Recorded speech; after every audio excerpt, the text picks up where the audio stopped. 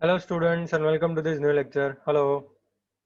और last time हमने यहाँ तक पढ़ा था। हमने रिलेटिव प्रोनाउंस के बारे में बात की थी। रिलेटिव प्रोनाउंस कौन कौन से हैं? तो whom, whose, who, which, that, ये सारे रिलेटिव प्रोनाउंस हैं और as भी कई बार रिलेटिव प्रोनाउन के रूप में यूज किया जाता है।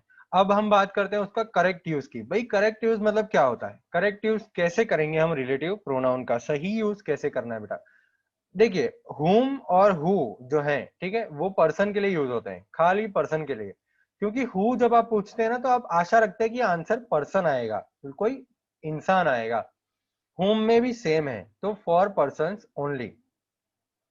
विच जो है for animals and inanimate things use करते हैं। विच जो है वो हम चीजों के लिए यूज करते हैं। इनएनिमेट मतलब जो जिंदा नहीं है, ठीक है, तो चीजों के लिए हम यूज करते हैं और एनिमल्स के लिए यूज करते हैं विच।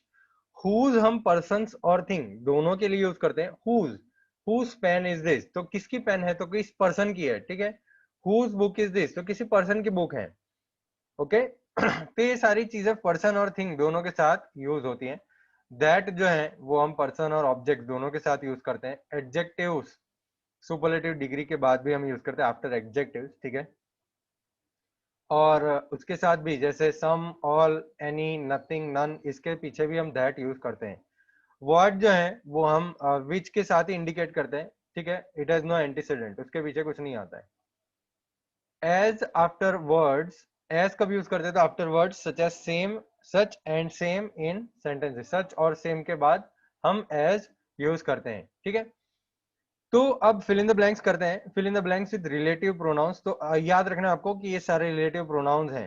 whom, who, which, whose, that, what और as। God helps those who help themselves, है कि नहीं? Who help themselves। Okay, total 8 हैं, पहले 4 करते हैं हम। चलिए, God helps those who help themselves, तो ये हो गया फर्स्ट का आंसर। अब number 2, that is the girl, that is the girl who has won the race. तो that is the girl who has won the race, तो यहाँ पे हम क्या करेंगे? WHO, who. चलिए नंबर 3 देखते हैं। Listen to dash he is saying. Listen to what he is saying, है ना। Listen to what he is saying, तो यहाँ पे लिखेंगे हम what. I want a machine that can compute faster than a calculator, और which can compute, दोनों आप यूज कर सकते हैं। that और which दोनों यूज कर सकते हैं। I want a machine that can compute faster than the calculator. I want a machine which can compute, दोनों आप यूज कर सकते हैं। तो यहाँ पे मैं which लिख देता हूँ, आप that भी लिख सकते हैं, दोनों राइट है। ओके, 5 सेकेंड्स देता हूँ मैं आपको। स्क्रीनशॉट खींच लीजिए, आपने टेक्स्ट बुक में लिख दीजिए पॉज करके। 5, 4, 3, 2, 1। क्लियर करते हैं। चलिए आगे बढ़ते हैं। Exercise F number 5। This is the painting that has won the first prize, है ना। That has won the first prize. Do you know the student who comes from Mathura road? Do you know the student who comes from Mathura road? Where is the mobile phone which you bought recently? Where is the mobile phone which you bought recently? I no longer believe what you say. Okay, चलिए 5 second देता हूं मैं आपको, लिख दीजिए। 5, 4, 3, 2, 1। Clear कर दें? Clear करते हैं। चलिए, अब रिलेटिव प्रोनाउंस आपको कहां ओमिट करने हैं? अब कहीं पे रिलेटिव प्रोनाउन लिखने की जरूरत नहीं है, ठीक है। कहां पे नहीं है? देखिए, the relative pronoun can be dropped when it is in the objective case. तो अगर ऑब्जेक्टिव केस में पीछे, सेंटेंस के पीछे जब रिलेटिव प्रोनाउन आता है तो उसको आप ओमिट कर सकते हैं। जैसे अगर ऑब्जेक्ट की तरह यूज किया है, जैसे this is the pen with which I write, तो this is the pen I write with. Okay, तो ये आप कर सकते हैं। यहाँ पे हमने जो विच था वो निकाल दिया है। Here which is omitted and the position of preposition with is change, तो विथ की पोजीशन हमने चेंज कर दी। ओके, वैसे ही देखिए यहाँ पे that is the bus by which I came, तो यहाँ पे विच जो है उसको हम निकाल देंगे। दैट इज द बस आई came by. Okay, that is the बस, आई केम बाय। तो यहाँ पे भी विच हमने ओमिट कर दिया और बाय की पोजीशन हमने चेंज करी दी। The lady about whom I was talking is my neighbour. About whom, तो the lady I was talking about is my neighbour. तो ये हो गया whom ओमिट और उसकी पोजीशन हमने, अबाउट की पोजीशन हमने चेंज कर दी। देखो वैल्यू कॉर्नर में क्या लिखा है, देखिए, the book which I gave him is lost. Here the word which is a relative pronoun. ये तो हमको पता है। Suppose you have lost a book which you have borrowed from your friend. Now your friend wants it back. What will you do? आपने खो दी है book, ठीक है, तो अब क्या करेंगे, सोचिए। आप सोचिए, तब तक हम एक्सरसाइज जी पे आते हैं। Rewrite the given sentences bye omitting the relative pronouns and putting the prepositions in proper positions. Underline the changes. आपको क्या करना है, आपको सेंटेंस को वापस से लिखना है इसके अंदर। The man to whom you were talking is the principal of our school. The man you were talking to is the principal of our school. तो यहाँ पे हमको जो रिलेटिव प्रोनाउंस दिए उसको ओमिट करके प्रेपोजिशंस प्रॉपर पोजीशन पे रखने हैं। ओके, चलिए नंबर 2 देखते हैं। This is the house in which, यहाँ पे जो विच है ना उसको हमको ओमिट करना है, ठीक है। तो हम क्या करेंगे, आगे से जो प्रीपोजिशन है इन उसको हम ले लेंगे और लिव्ड के पीछे लगा देंगे। तो this is the house I lived in for 25 years. चलिए लिखते हैं आपके स्क्रीन के ऊपर आंसर। थोड़ा एडजस्टमेंट करना पड़ेगा, रुकिए। चलिए, ओके, नंबर 2,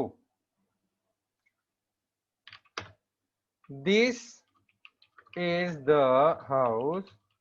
इन जो है ना उसको आप यहां से हटा देंगे और विच को भी हटा देंगे और सीधा ही सब्जेक्ट पकड़ लेंगे। I lived in for 25 years, ठीक है, ये हो गया हमारा आंसर। ओके, चलिए नंबर 3 ट्राई करते हैं। This is the artist about whom Sanjay was talking. तो अबाउट ले लेंगे हम। दिस इज द आर्टिस्ट, अभी अबाउट को हटा देना है, whom को हटा देना है। This is the artist Sanjay was talking about, right. This is the artist Sanjay was talking about. Okay, number 4. I want to visit the house in which Tagore was born. यहाँ पे क्या करेंगे, इन और which, तो which को तो निकाल देंगे, इन को हम पीछे लेके जाएंगे। I want to visit the house, अब इन और which तो हट गए वहां से। Tagore was born in. Okay, I want to visit the house Tagore was born in. Number 5 देखते हैं हम। Little Jewels is the school in which I studied for several years. तो यहाँ पे भी in which आ गया है, तो हम क्या करेंगे, वर्ब के पीछे लगा देंगे in. Little Jewels, चलिए लिखते हैं, Little Jewels is the school. in तो निकाल दिया, which को भी निकाल दिया। I studied in for several years. Okay, number 6. This is the hotel in which we stayed last summer. तो यहाँ पे हम क्या करेंगे, वर्ब के पीछे in लगा देंगे। This is the hotel, in हटा दिया, which हटा दिया, we stayed in last summer. Okay, चलिए ये आंसर मैं थोड़ा साइड में कर देता हूँ जिससे आपको क्वेश्चंस भी दिखाई दे। ओके, चलिए 10 सेकंड देता हूं मैं आपको पॉज करके लिखने के लिए या स्क्रीनशॉट खींचने के लिए। 10, 9, 8, 7, 6, 5, 4, 3, 2, 1। क्लियर करते हैं, चलिए क्लियर कर देते हैं।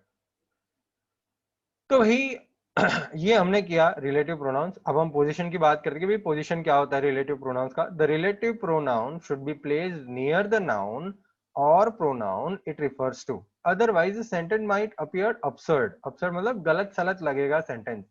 जैसे एग्जांपल देखिए, doctor Vishnu addressed the audience who was a famous historian। तो ये कुछ गलत सलत लग रहा है ना।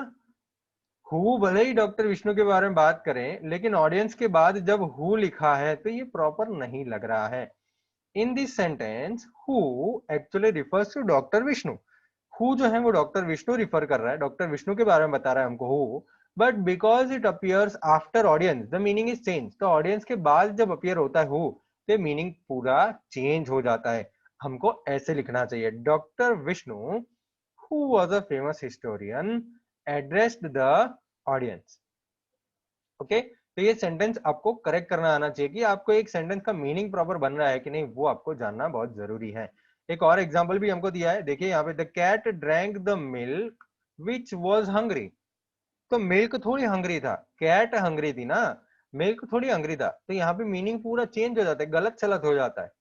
It should be written as the cat which was hungry drank the milk. समझ में आया बेटा? ये जब आपके पास टूटा फूटा जो सेंटेंस है, ठीक है, वो अलग थलग जो सेंटेंस है जो रिलेटिव प्रोनाउन से शुरू होता है, जैसे यहाँ पे which was running at full speed, ये जो अलग थलग सेंटेंस है वो किसके बारे में बात कर रहे हैं? यहाँ पे हम सेंटेंस पढ़े, the train did not stop at the station which was running at full speed. तो यहाँ पे देखिए which was running at full speed किसके बारे में बात की है? ट्रेन के बारे में बात की है, राइट। तो हम उसको ट्रेन के पीछे लगाएंगे, the train comma which was running at full speed comma did not stop at the station. तो ये आपको करना है, ठीक है। नंबर 8 सेंटेंसेस है। नंबर 1 का आंसर तो मैंने बता दिया, आपके स्क्रीन के ऊपर भी लिख देते हैं। Number 1, the train. क्या करना है अब? जो दूसरा विच वाला जो सेंटेंस है ना, वो समझना है। Which was running at full speed, तो क्या स्टेशन फुल स्पीड पे रन कर रहा था या ट्रेन कर रही थी? ट्रेन कर रही थी ना, तो हम ट्रेन के एग्जैक्ट पीछे वो चीज लगाएंगे, क्योंकि वो ट्रेन के बारे में बात की है, स्टेशन के बारे में थोड़ी बात की है। तो वो ट्रेन के पीछे लगाएंगे हम, the train which was running at full speed, comma, did not stop at the station। Okay, अब आप पूछेंगे सर कॉमा क्यों लगाना है यहाँ पे आगे और यहाँ पे पीछे, आपने कॉमा क्यों लगाया? देखो मैं बताता हूँ आपको बेटा, जब हम कॉमा लगाते हैं तो इसका मतलब हम एक सेंटेंस के टुकड़े को दूसरे सेंटेंस के साथ ज्वाइन कर रहे हैं। समझिए ध्यान से, समझिए ध्यान से। दो सेंटेंसेस अगर आपके पास हैं, ठीक है, तो वो सेंटेंस को कनेक्ट करने के लिए अगर एक ही नाउन के बारे में बात की है तो आप यूज करते हैं रिलेटिव प्रोनाउन। जैसे कि एग्जांपल मैं आपको देता हूं कि भाई Rahul sir is a tennis player. पता नहीं वो टेनिस खेलते कि नहीं। Rahul sir is a tennis player, Rahul sir is my best friend.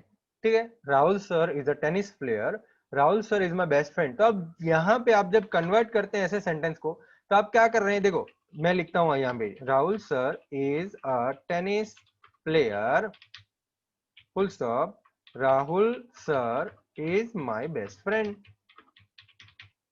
ठीक है, तो यहाँ पे हम बात तो राहुल सर की कर रहे हैं। सबसे पहले तो हम राहुल सर की जगह पे ही यूज करने वाले थे, है ना, हम ही यूज करते, राइट। लेकिन मैंने आपको ये कंडीशन दी है कि आपको एक ही सेंटेंस में ये पूरी चीज बतानी है, तो आप क्या यूज करेंगे? रिलेटिव प्रोनाउन यूज करेंगे। क्या करेंगे? Relative pronoun. तो हम यहाँ पे लिखेंगे who is my best friend. तो देखिए अब अगर हम फुल स्टॉप हटा देते तो क्या ये प्रॉपर मीनिंग निकल रहा है? Rahul sir is a tennis player who is my best friend. नहीं ना, नहीं निकल रहा है ना। तो फिर क्या करेंगे हम? ये who is my best friend है ना, उसको कॉपी करेंगे, उसको कंट्रोल सी कर देंगे, कंट्रोल सी कर देंगे और लेके जाएंगे राहुल सर के पीछे, मतलब राहुल सेंटेंस में। Okay, who is my best friend और कॉमा कॉमा के बीच में रख देंगे। तो Rahul sir who is my best friend is a tennis player. Okay, तो ये बढ़िया हो गया, ये प्रॉपर सेंटेंस हो गया। समझ में आया बेटा? ये तो आप रिलेटिव प्रोनाउंस जब दो सेंटेंस को कनेक्ट करना होता है ना, तब यूज करते हैं।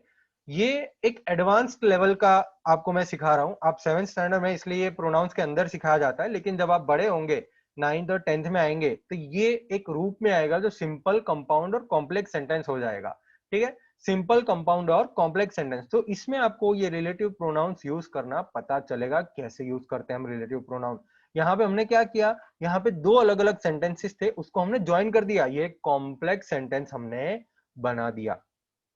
ये कुछ बढ़िया एडवांस्ड बातें हैं, वो अभी नहीं करेंगे हम, ठीक है। आपको एक्सरसाइज सॉल्व करनी है, तो ये फर्स्ट का आंसर आपने लिख दिया, नहीं लिखा है 5 सेकेंड्स, 5 4 3 2 1। क्लियर करते हैं, चलिए क्लियर कर देते हैं। अब आते हैं नेक्स्ट सेंटेंसेस पे, चलिए okay. Number 2, the old chair was put away in the attic which had a broken leg. तो ब्रोकन लेग किसका था, वो ओल्ड चेयर का था या एटिक का था? चेयर का लेग होता है ना, एटिक, एटिक तो थोड़ी, एटिक मतलब तो एक कमरा होता है, ठीक है, एटिक मतलब तो कमरा होता है, एक स्टोरेज की स्पेस होती है एटिक, तो उसका थोड़ी लेग होता है, चेयर का लेग होता है। तो हम जो which had a broken leg है ना पूरा, which had a broken leg, ये चेयर के लिए बोल रहे हैं, तो हम क्या करेंगे, the old chair comma which had a broken leg, इसको थोड़ा बड़ा कर देते हैं, which had a broken leg, अब क्या वो जो रह गया वो लिख देंगे, was put away in the attic. आ गया, समझ में आया बेटा, क्या करना है? चलिए नंबर 3 ट्राई करते हैं। Mr Sharma welcomed Mrs Sen who was a very courteous man. अब देखो, मैन तो मिसिस सेन तो मैन नहीं हो सकती, मिसिस मतलब तो लड़की होती है या लेडीज होती है, ठीक है, मिसिस सेन तो लेडीज होगी। तो who was a very courteous man किसके बारे में बात की है, मिस्टर शर्मा के बारे में। क्या करेंगे, mister Sharma comma who was a very courteous courteous man, comma, who was a very courteous man के बाद कॉमा करना मत भूलिएगा, ठीक है, comma welcomed Mrs Sen. Clear, आ गया। चलिए number 4, the thief was caught by the police who robbed the jewellery store. तो क्या पुलिस ने रॉब की थी ज्वेलरी स्टोर को, है? नहीं ना, थीफ ने की थी ना, तो हम क्या करेंगे, who robbed the jewellery store, वो थीफ के पीछे लगा देंगे, the thief, THIEF, the thief, comma, who robbed the jewelry store, comma, was caught by the police. अच्छा, caught, CAUGHT, caught by the police. Done. Number 5, the dog who came to rob the house bit the burglar. अब क्या बात कर रहे हो sir, the dog who came to rob the house, क्या dog चोरी करने आया था घर पे, है? डॉग क्या चोरी करने आया था घर पे? क्या बात कर रहे हो सर, ऐसा तो हो ही नहीं सकता। The dog who came to rob the house bit the burglar, नहीं नहीं सर, बर्गलर मतलब चोर, बर्गलर चोरी करने आया था। तो ये who came to rob the house, इतना जो पार्ट है वो किसके लिए बोला गया है, डॉग के लिए या बर्गलर के लिए? बर्गलर के लिए ना, तो हम क्या करेंगे, वो बर्गलर के पीछे लगा देंगे, the dog bit the burglar, comma who came to rob the house. अब आप पूछेंगे सर यहाँ पे कॉमा नहीं लगाना है, नहीं बेटा, यहाँ पे खत्म हो गया ना सेंटेंस, तो फुल स्टॉप लगा देंगे। Number 6, Sachin is famous for his batting skills who is an Indian cricketer.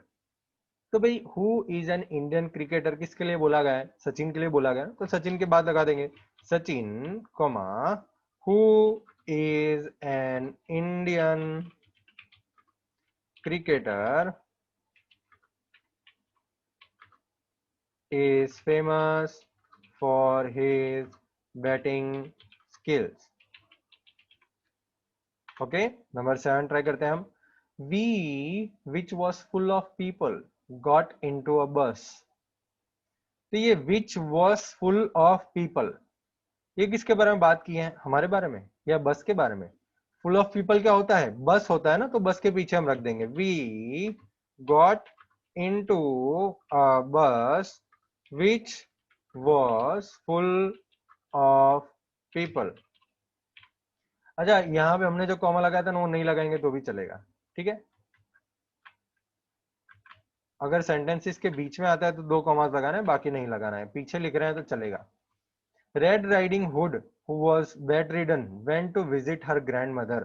तो भी बेड रिडन मतलब वो बेड रिडन मतलब वो बीमार थी। तो कौन बीमार था? रेड राइडिंग हुड बीमार थी या ग्रैंडमदर बीमार थी?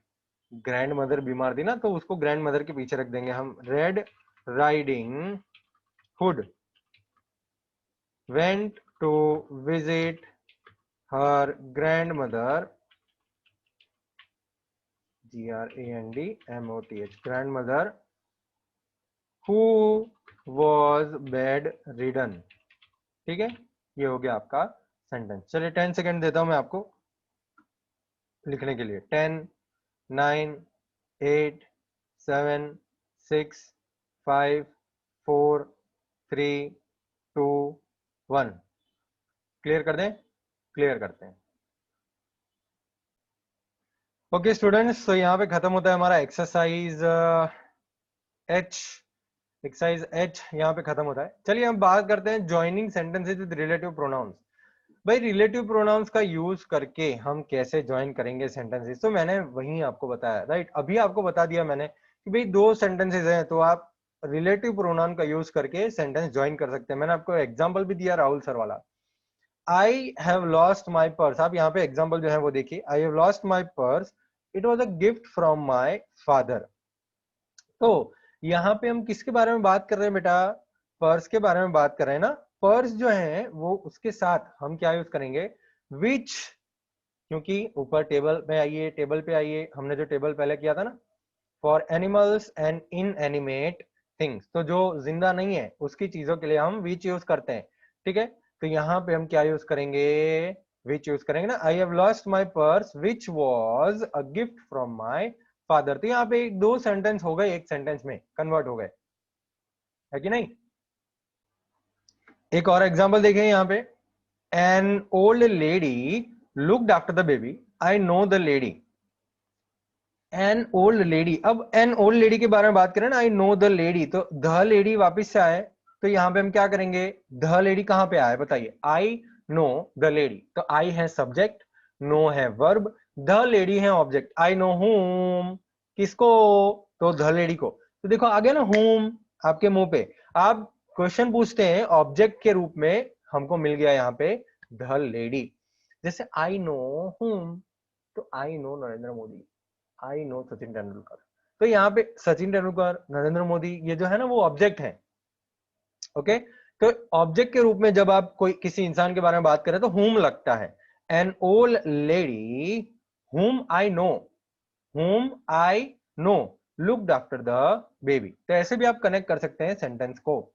I know the old lady who looked after the baby. तो यहाँ पे ओल्ड लेडी जो आगे सब्जेक्ट के रूप में दिया हुआ है उसको लिया है। I know the old lady who looked after the baby, तो लुक्ड आफ्टर द बेबी में सब्जेक्ट कौन है? एन ओल्ड लेडी है ना।